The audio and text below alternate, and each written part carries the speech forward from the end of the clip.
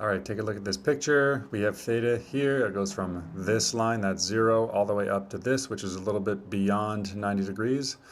Okay, we have a question here. Use the image to determine which two of the following expressions are the opposite of tan theta. All right, so we need to figure out what the opposite means in this context and what tan theta means in this context, especially since we've been asked to use the picture for this.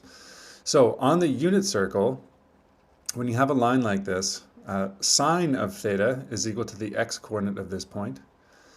Sine is the y. Cosine is the x-coordinate, so it would be this distance here. Sine would be that height there. And then the tangent is the slope of this line. That's what tangent theta represents on the unit circle. Okay, so we have a bunch of different options here. Let's go through them.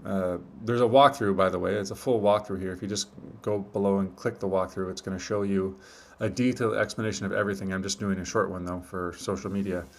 So, yeah, so we already talked about tan theta being the opposite.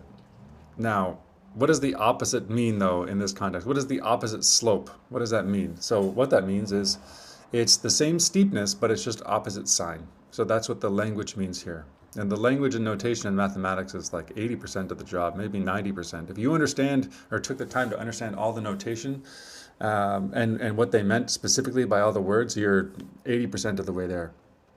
So we're looking for lines or angles that end up, their ray will end up here or here. Anywhere on this line will give us a slope that's opposite.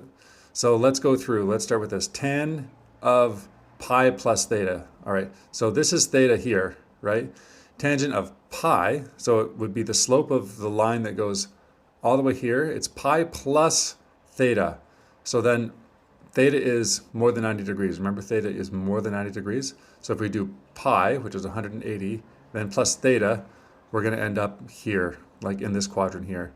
There's no way that's going to be the answer because we need it to end up either there or there. So something in the fourth quadrant is not an option, so we can rule that one out for sure right away.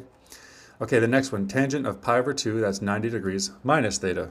Okay, so let's go to pi over 2, which is here, and then minus theta, so minus something like that. That's going to be about there. That's not what we're looking for either. It's for sure in the fourth quadrant, so that one's out as well.